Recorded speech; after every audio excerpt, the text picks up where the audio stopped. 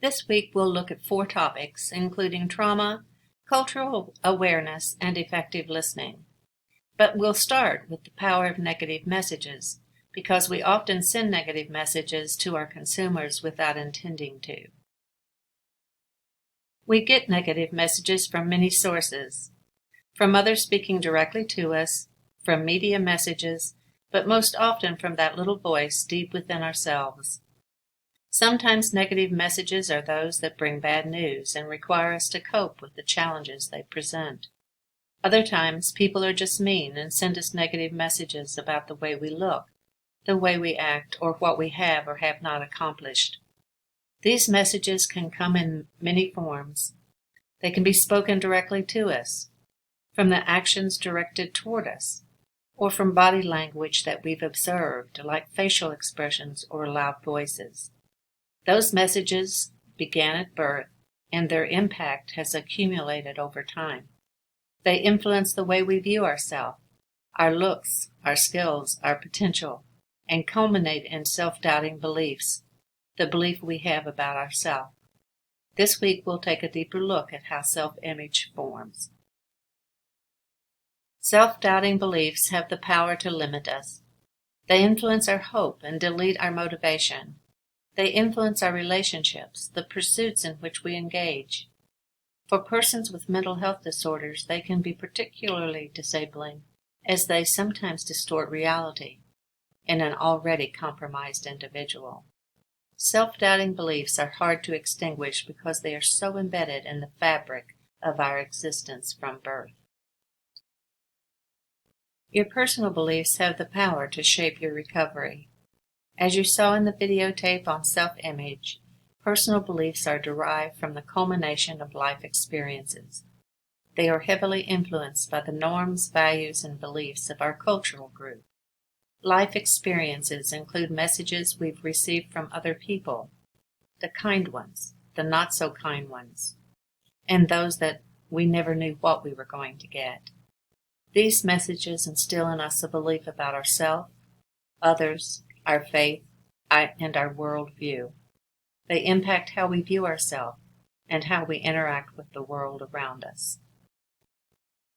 One way to change self-limiting beliefs is to filter our thoughts to ensure that only the information relevant to our goals is allowed into our consciousness. This keeps us from being flooded with irrelevant thoughts that might distract us. It's also known as selective filtering or selective attention, and most people do it all the time without thinking about it. Another way that has been used to change a person's sexual orientation is called conversion change experiences. It is a highly controversial, pseudoscientific practice using psychological, physical, and spiritual interventions. You can debunk self-doubting beliefs by looking at your life, with all the decisions, behaviors, right turns, and wrong turns, much like you're reading a book. Remember that you are the editor of your own story. You can figure out what your story is by finding the point where your story diverges from reality. Looking at your life experiences through the eyes of an adult and not through the eyes of the child that you were will help you determine if your story is really true or a false truth. How have you masked reality with ego defense mechanisms? Think appreciation versus self-depreciation. Leave your old story behind. This chart illustrates that positive comments have a much more powerful impact on behavior than negative comments. As you work with your clients, you can see that a little criticism goes a long way. It's important to remember the power of positive thoughts and comments. We send negative messages without even thinking about it. Some of the ways that we do that are things like doing things for the consumer rather than supporting them as they complete tasks. It sends a powerful message about our perception of their skill level. It removes the consumer's responsibility for accomplishing recovery goals. Condescending language and actions send powerful negative messages. This slide lists several ways we do this unintentionally. One way we do it is by implying that our lived experience allows us to know more about the consumer than the consumer herself. We also send condescending messages by being impolite. If we ignore new coworkers or consumers, if we find it hard to relate to the consumer's problem, if we give advice, when we call someone honey or sweetheart, when we don't let others speak, or when you turn someone or their behavior into a joke. Even commenting on clothing can send the wrong message. Because clothing is an extension of oneself, be careful about what you say. Another example of negative messaging is to think that one treatment approach will work for all. All people are unique, with unique talents, unique stories, and unique pathways to recovery. We call this kind of thinking cookie-cutter thinking. It conflicts with the person-centered approach, where the consumer is a vital decision-making member of the treatment team. When you set goals for your consumers, it sends a nonverbal message about their inability to do it for themselves. It is akin to the cookie-cutter approach and perpetuates self-doubting beliefs.